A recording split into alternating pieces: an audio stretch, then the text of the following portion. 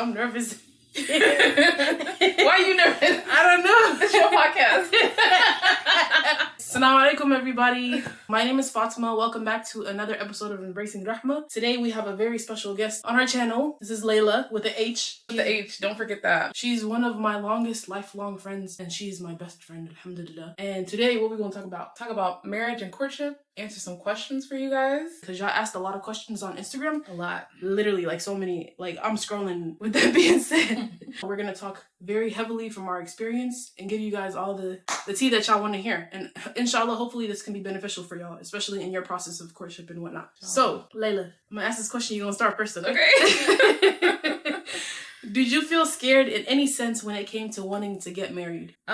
Definitely. I think it's a big thing to undertake. And I don't think necessarily just because you're scared, it means that person is not the right person.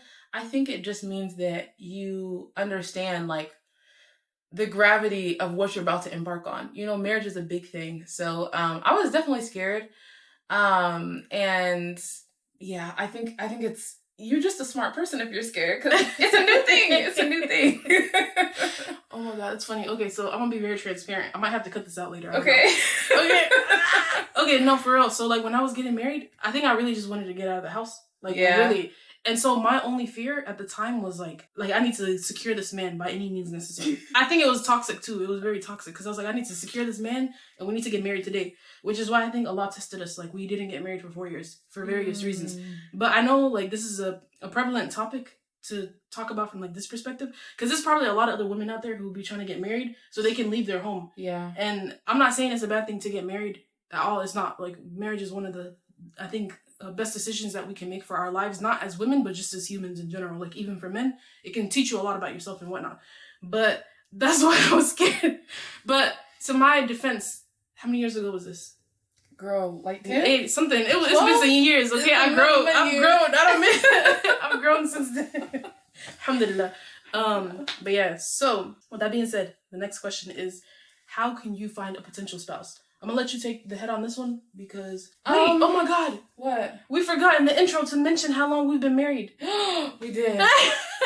So should we just go back and pretend like we're still doing the intro? No, we just go. They're gonna see this part. We gonna keep it real with y'all, okay? We're gonna keep it real. So I've been married since 2015, and I was courting with my husband. Do women court? I feel like this is a men act. It's an act for men. I think it's like you both. Like it's a courtship, like a friendship. Two people. Yeah, I think I made that up, but yeah, I like it. So we were courting for 4 years before that. What about you? I'm divorced. I was married for a year and some change, and we were not courting for 4 years or anything close to that. You want to tell them how long you was courting for? No. Okay.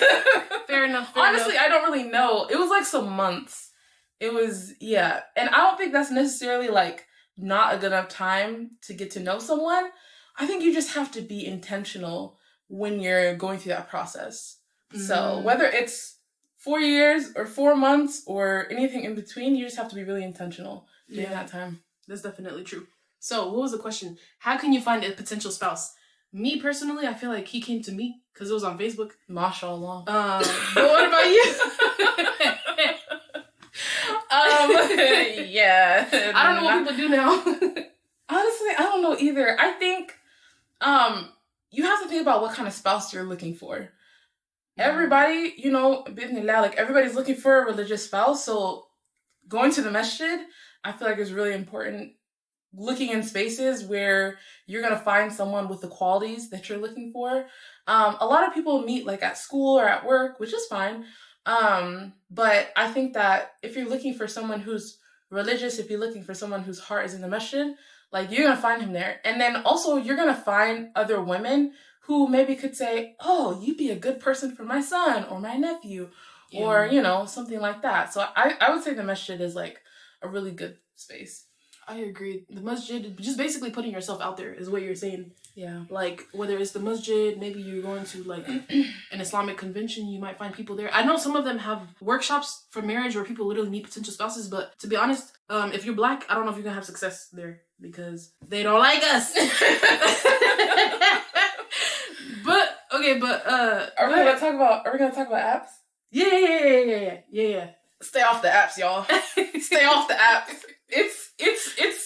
It's depravity. Like, it's literally, it's not a good place. Stay off the apps. I've heard so many stories. Like, I have a really good friend, literally met her husband on an app. They talked for a week. He came down to meet her. They got married, like, so quickly. Like, Mashallah. Literally, like, you know, Islamic, like, love story, you know? Yeah.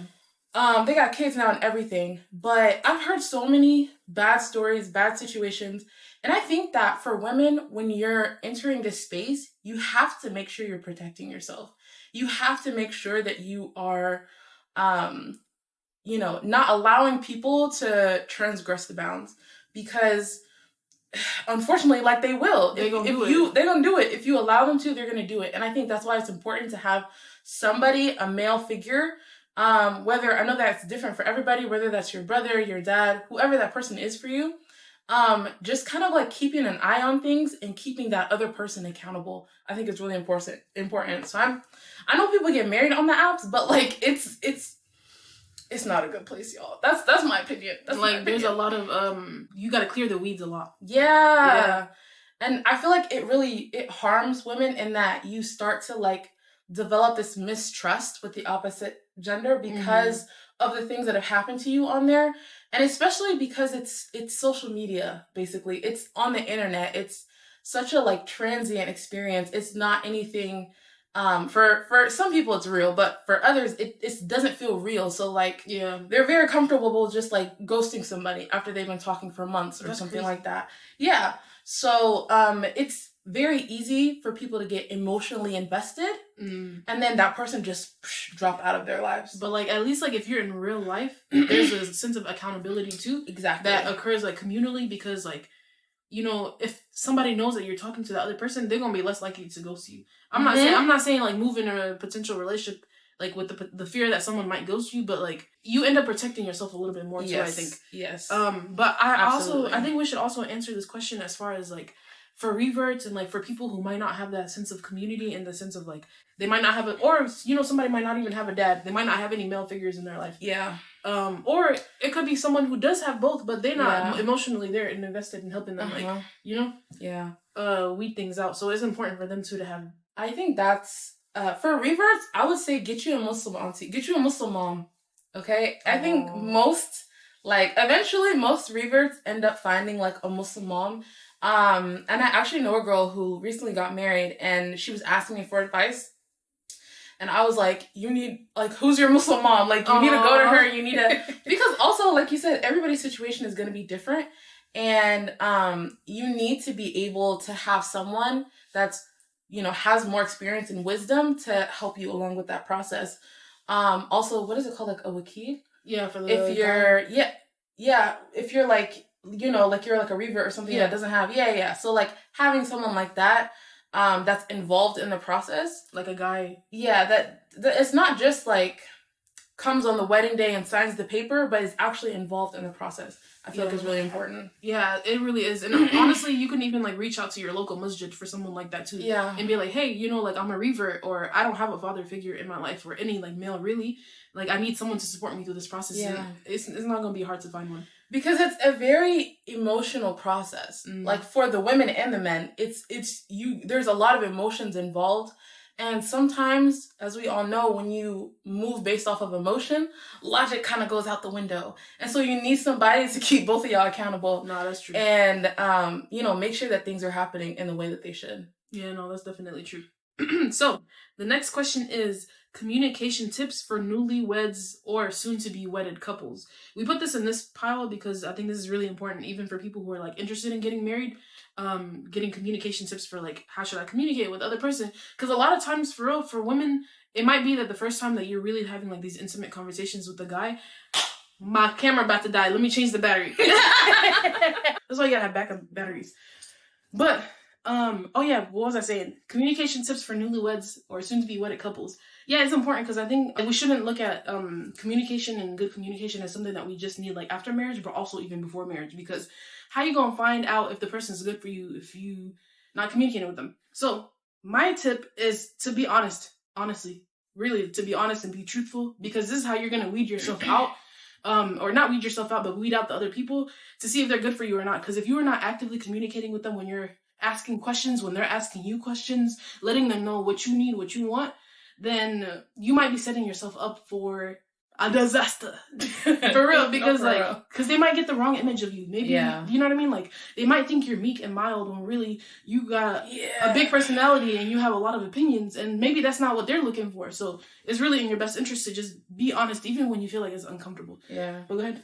I'm gonna say, so when you're communicating with people, especially for women, I think that it's very natural for us to like ask each other questions and like have a discourse.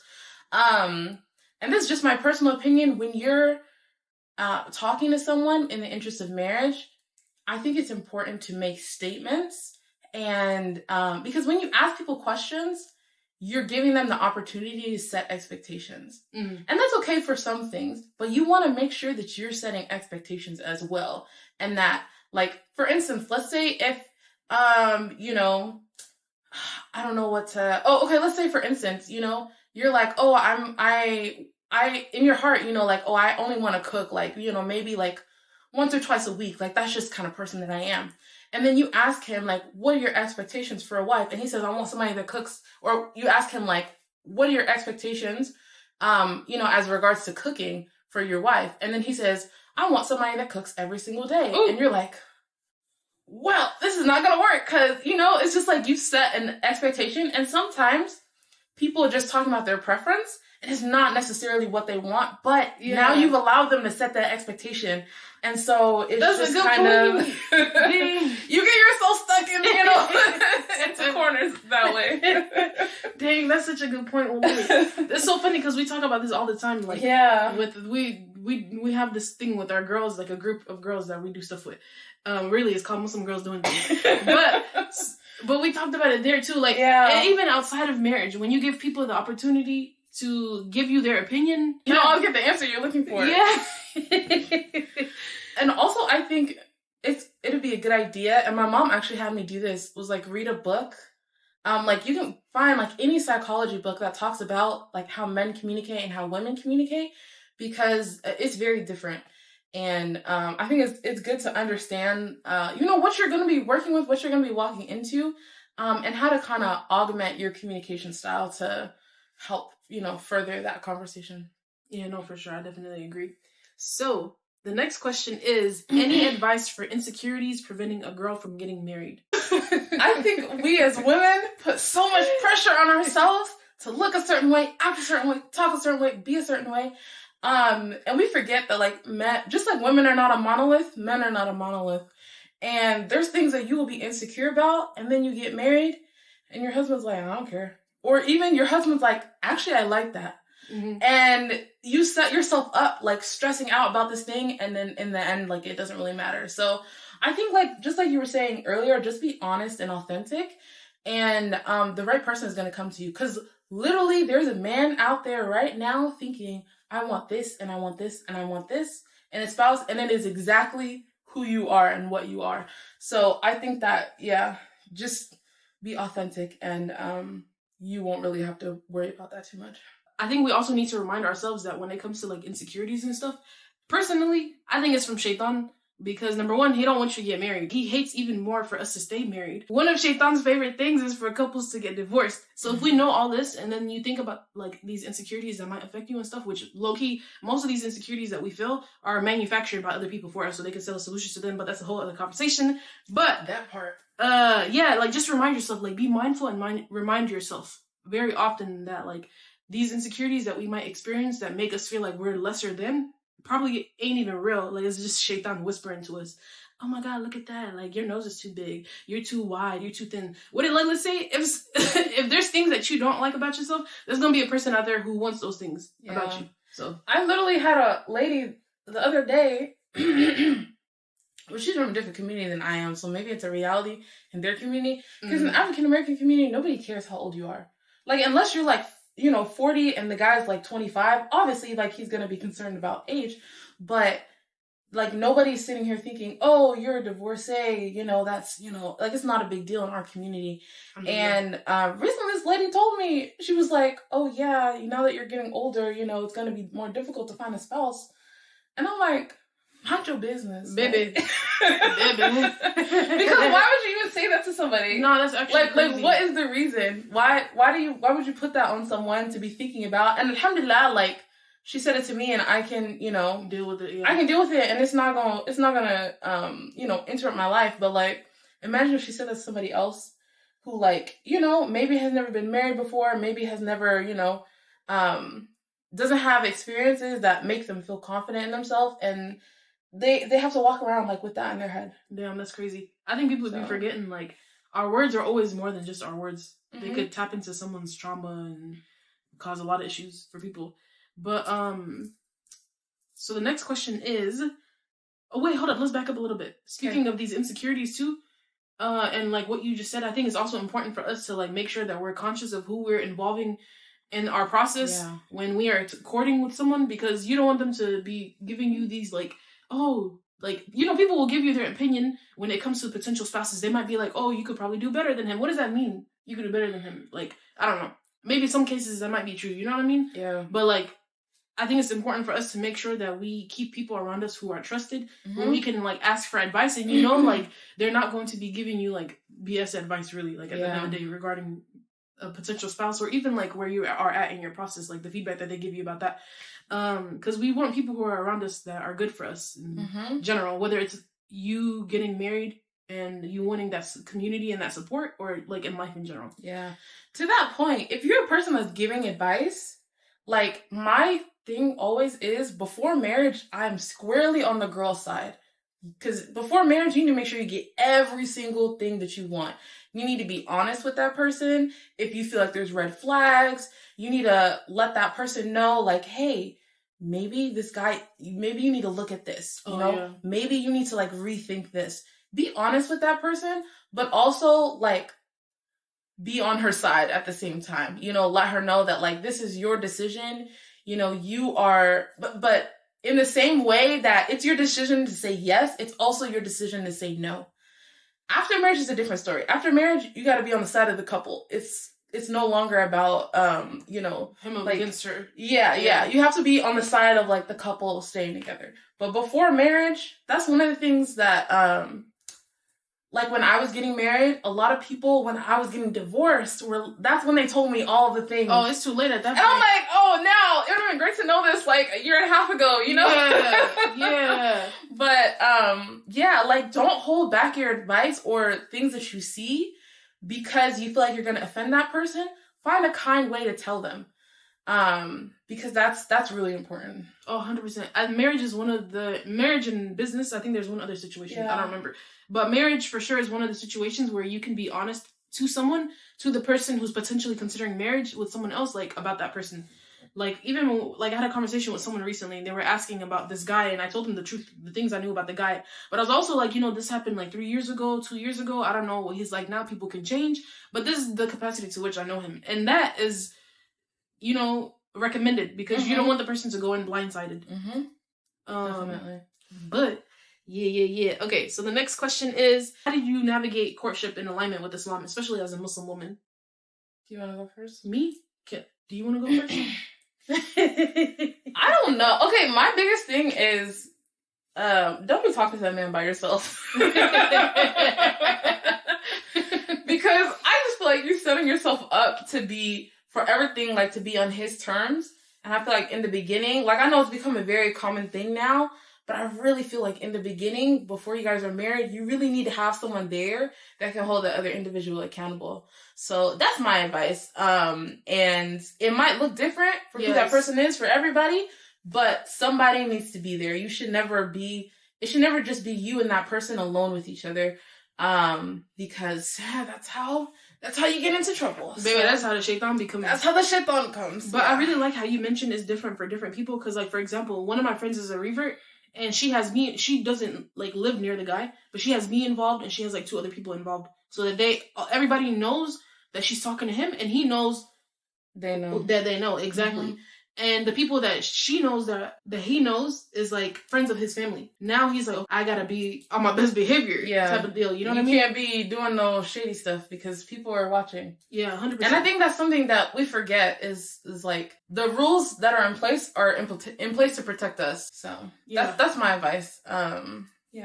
Yeah, I mean, that's pretty much my advice as well. Honestly, I feel like it's been so long since I've done this part of the process. I'm thinking back to 10 years ago. They gonna be like, how old is she? 40? I'm not 40. Not yet. This is about young marriage, ain't it? Hey, I'm still married young. Mashallah. You're still a young bride. But yeah, no, like, when you get other people involved, alhamdulillah, like, it just makes it a better process for you too. And it just goes back to that whole thing about, like, building a village or a community around yourself to support you during this process as well. Yeah. Like, you know what your end goal is, right? You know you want to get married. But before you get there, you need to know, like, what that process is going to look like for you. For me, I remember, like, I had a couple of questions that I wanted to ask my husband, but now obviously it's been 10 years, you know, so I know a lot more things you know what I mean? Like, and like, okay, so like example questions, let me pull it up real quick. When you know what questions to ask, you can be able to be more certain of, is this person the right one for me? Because then you will know the answer to all the things that you're looking for. Because I think a lot of times when we go into marriage, for a lot of girls, this is a struggle, especially like if you're living in the West. I don't know what it's like in the East, but when you're living in the West, sometimes we really struggle with knowing what to look for when it comes to getting married, right? Besides, like, oh, you know, like, does he have a good job? Yeah. How's he with his deen? Okay, but beyond that, you feel me? Like, what should I ask this person? And that's when this will be really helpful for you.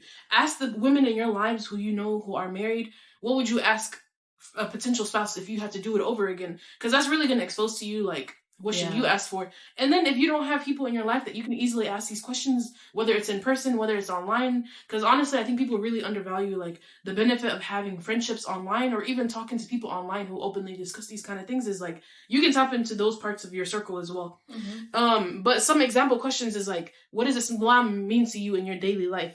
How do you balance personal and religious life? How important is it to you that your spouse shares your level of religious practice or even interests, like in general, like hobbies and stuff like that? What is your stance on education? If you're someone who wants to go to medical school or you want to go to graduate school, like, you know, like these are just examples of questions that can help you in your courtship process, because then you can like be more intentional about moving forward during that process because you know exactly what you're looking for. Yeah. But good. I think if you guys are looking for more questions, somebody published a couple years ago, like 100 questions, like Islamic questions to ask during courtship, and literally if you just like Google that, you'll find it. It's I love that. And then the questions are not, I feel like, as introspective as your questions. They'll get the job done. You might have to like reword it a little bit, but I feel like they're they have like different sections within the 100 questions. So it's like family, intimacy, finances, education, and they have different questions in each one. So I think it's a really good resource to use. Oh my God. Like if you go through that, you're gonna know your potential spouse very well. Yeah, 100%. This ties into another question that somebody asked us a little bit later on about like building trust with the other person. How can you do that if you're not married yet? And we'll definitely go into that. So the next question is, what would you consider non-negotiables when you're talking to someone and seeing if they're for you? Me, for real, like 100%. If you're not praying your 5 prayers, I don't want to be leading somebody else. I want to be led. And at bare minimum, like, if you not doing that and going to Jumu'ah prayer, I'm going to say bye. What am I do with you? What we going to do? And what am I do with you? For real, like, what we going to do together? Yeah. If you have negative things to say about people, yes. Like, if you, I think this is a really good, it will, the way people talk about others will inform you about how much, like, mercy they have, because when you're going through courtship, that person is presenting the best version of themselves, right? Mm-hmm. So if you are listening to him talk and he's talking about, oh, this person and and he's saying very negative things about that person, that person probably doesn't have a lot of mercy in their heart. And it, you know, they may or may not, but I think it's a good indicator of when someone is not merciful. And that's really a big thing for me. Mercy and kindness. I need to see that. Also, like, someone that's very connected to their family, is important for me. Yeah. And I would just say, you know, like, I think everybody's non-negotiables are probably different. But when you do make that list, don't let other people, come in and try to convince you that these things are not important to you. Because if it's important for you to make it a non-negotiable, obviously don't put something on there like, oh, he has to buy me a new car every year. That's something crazy. But like be realistic about it, but don't let other people come in and tell you like, oh, this is not important, that's not important. Because they're not the ones that's gonna have to live with, those decisions. It's gonna be you. And that was something that happened to me, is there was a lot of things that I said I was looking for. And then when my potential spouse came along, people were like, oh, that's not important. This can be, they can show this in other ways, or blah, blah, blah, blah, blah. And so I let go of a lot of things that probably would have saved me, from marrying that person in the long run. Damn, that's beautiful. For me, I need somebody who's nice to me. Like, legit, I need somebody who's nice to me. Because me, I'm sensitive. Yeah, same. I'm so sensitive. Like, legit, I will cry. Depending on the day, I'm gonna cry. Yeah, for real. Depending on the day, if you don't say something with compassion and mercy to me, I'm gonna cry. I remember. Can I tell a story? Yeah, go ahead. Okay, so just like to preface this, I was on my cycle, okay? But I remember that like when I was married, my ex-husband, like it was during Ramadan, and I wanted to go to a specific masjid because all my friends were going there, and he was like, "Oh, I'm planning on going to this masjid." And I said, okay. And I literally went and I got in the shower and I just cried. And I was crying. He was like, what happened? I'll take you over there. But like, the way he said it, his tone, I was just like, fine. And I just left. So like, if you're not a kind person, I can't. No, for real. Yeah, it's not going to be a good situation for either of us. For real. Oh my God, literally. That's my best friend.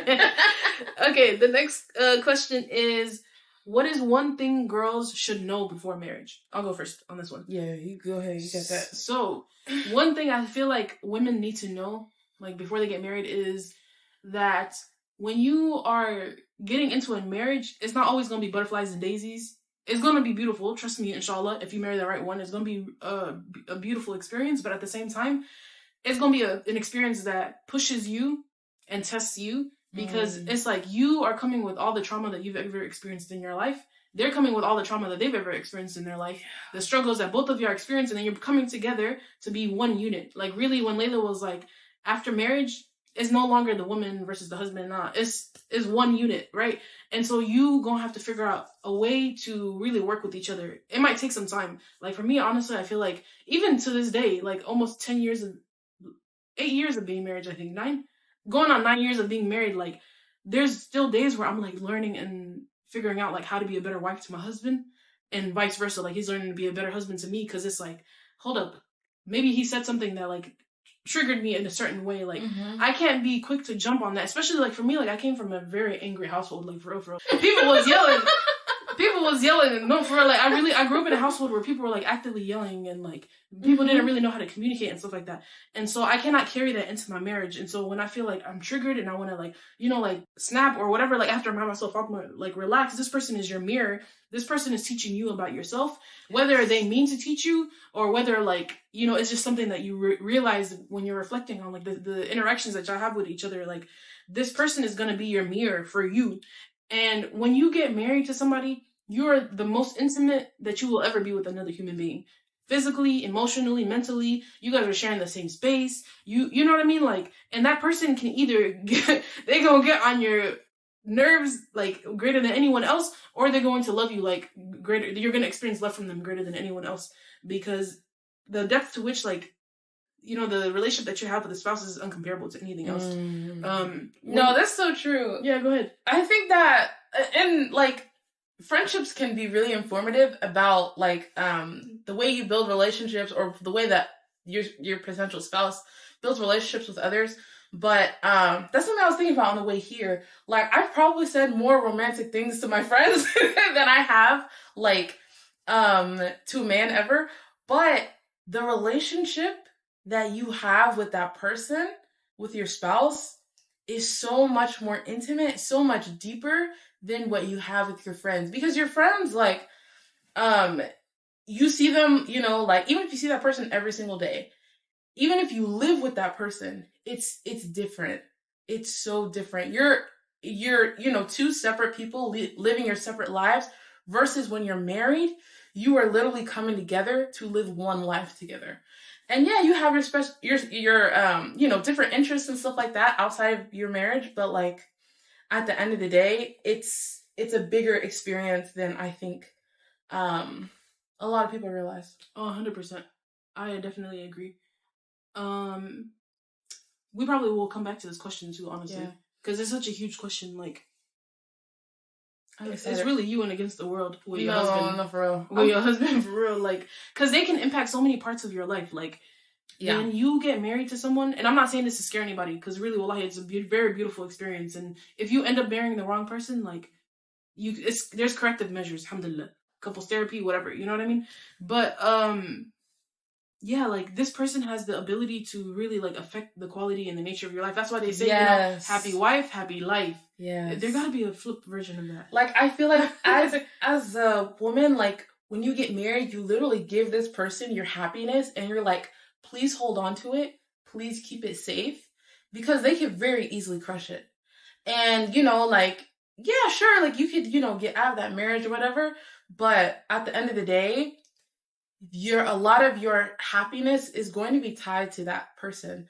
It's going to be tied to the life you have with them. And you will find joy outside of that, definitely. But when you have someone that you share this intimate connection with, if they're making your life miserable, like, it's not going to be a good thing. But also on the flip side, if that's a person, like, you can come home to and they make your life so much better, like, you can literally get through anything with them. Oh, 100%. I know. I feel like society teaches us, like, if you live in the West, society teaches you that it's you against the world, and individualism. That's what it is. That's what it is. You gotta go through life by yourself, and having connections to people is bad, having reliance on people is bad, having dependence on people is bad.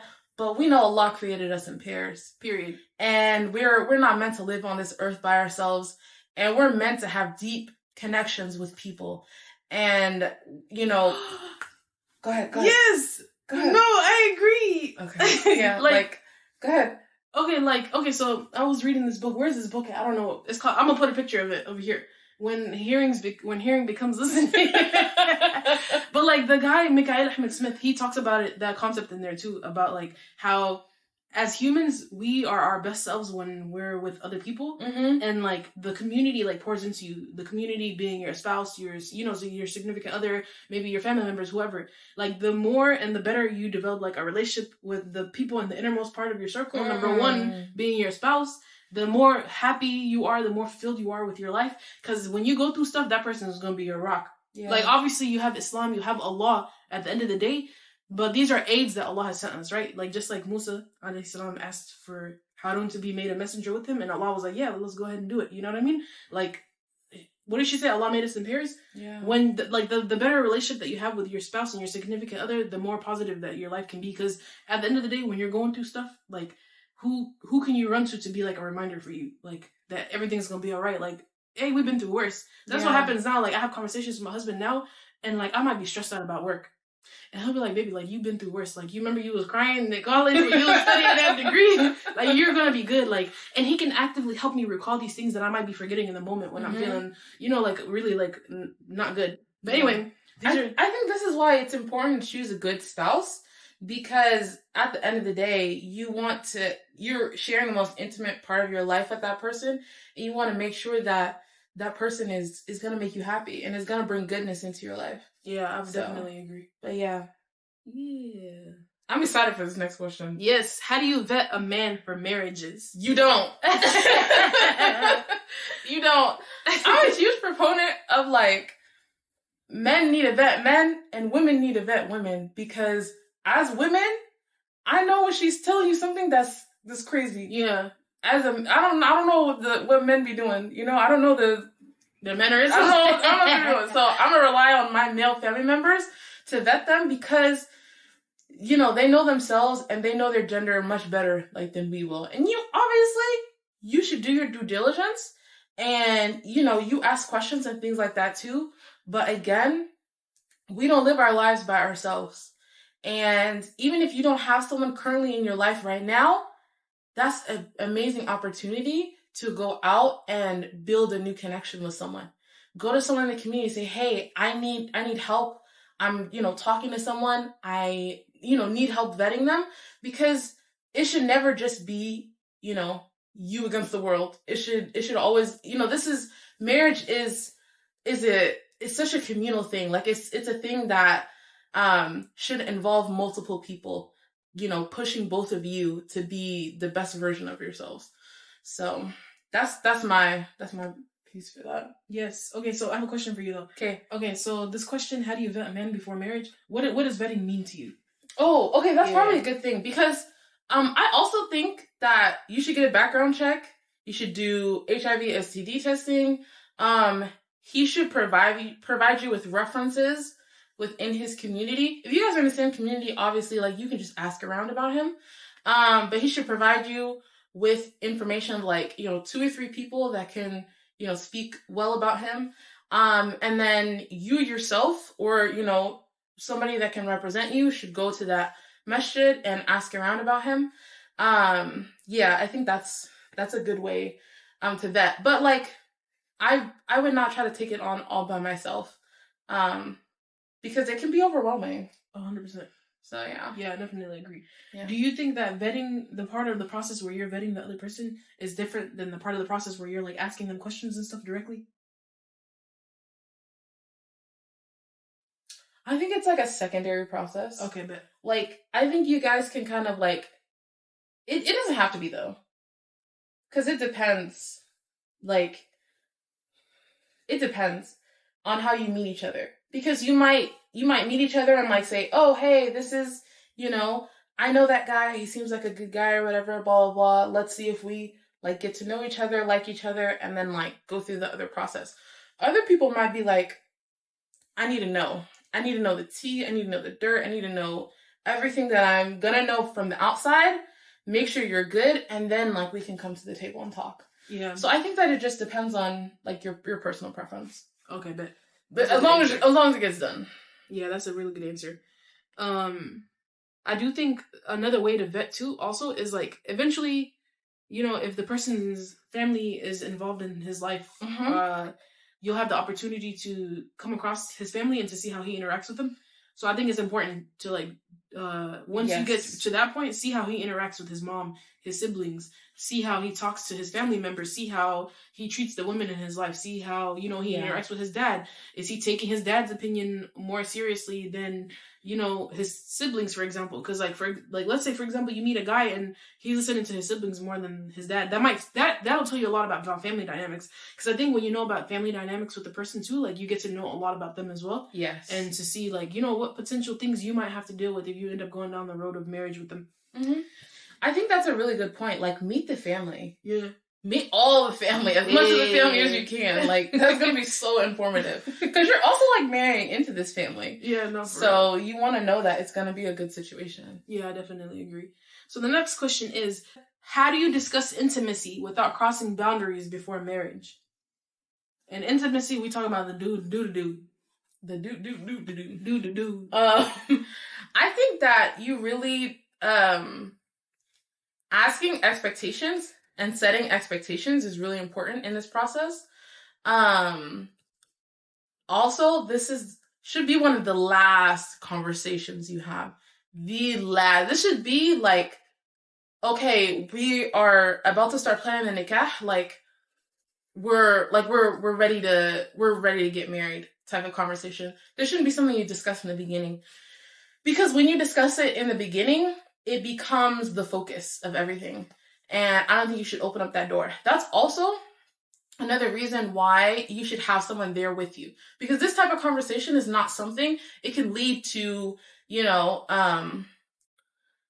unlawful places. If you have this conversation with just you and him, you should always have, like, someone else there when you have that conversation. And I think it's an important discussion to have, because you need to know, like, what their expectations are. Some girls, like, might be more comfortable, like, hey, if we wait a few weeks, or if we don't live together at first, or, like, all of these things. Another option, if you're not comfortable having that conversation before marriage, you can just say, hey, are you okay with us, like, getting married and waiting? And then after you get married, you can kind of, like, talk to each other, discuss things. I know I had a friend that asked me that question and she was like, there's no way that I can do that. I cannot have that conversation like with him, you know, like I would just want to be comfortable.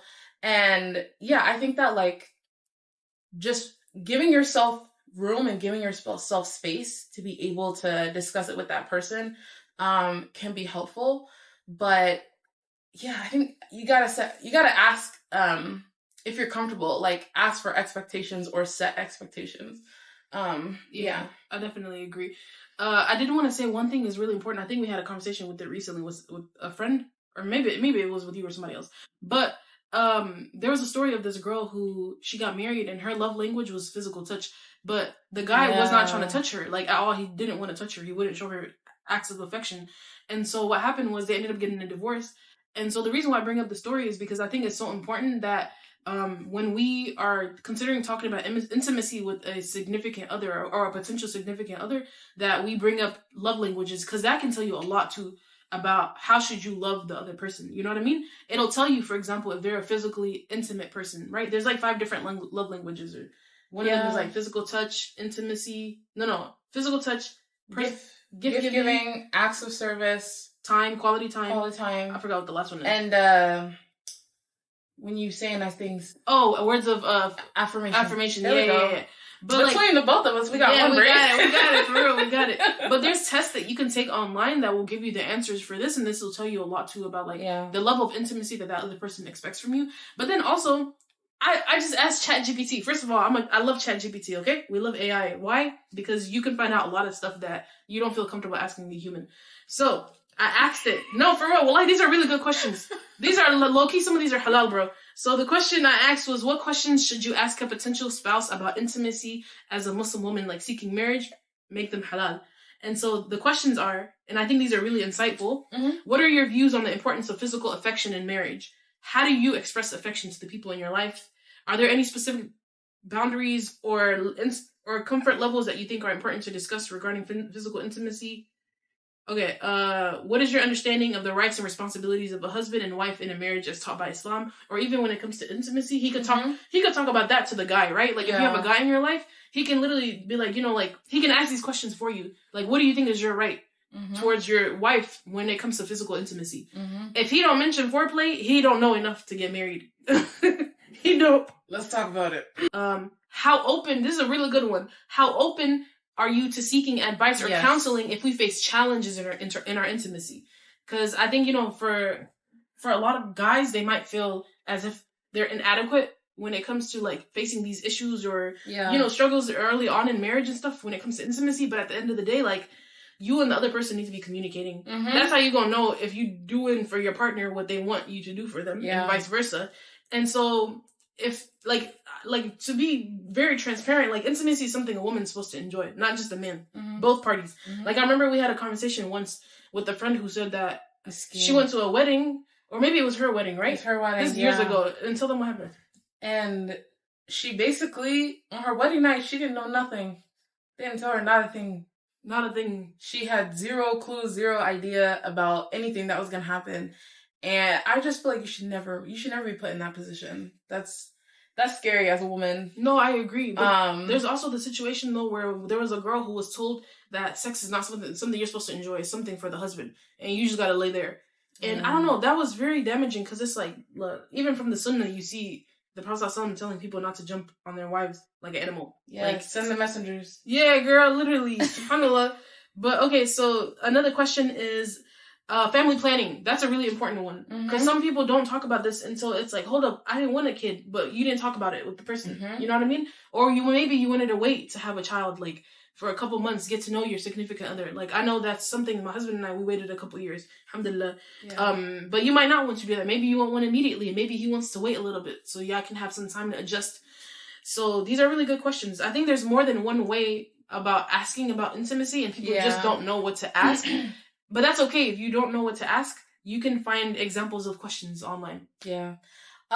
Just to go along with another question that you asked about, like, seeking help, I think another good question to ask would be, if there are issues that come up in intimacy, what's your preference on how they're communicated? Like, would you rather they're communicated in the moment, Would you rather we have a conversation afterwards? Would you rather like, how would you want that other person to go about that? Next question is, how do you build trust with a potential spouse without crossing Islamic boundaries? I think you just have to get to know each other. And that trust comes like with conversation and with getting to know someone. Especially when you're getting to know someone for the sake of Allah, like I feel like that builds a lot of love between you. Like my friends that are like Dean friends, the bond is tight, Oh, 100%. And I think that when you're, when you keep Allah in your focus, like Allah's gonna build love between you guys. So. Oh, 100%. I definitely agree.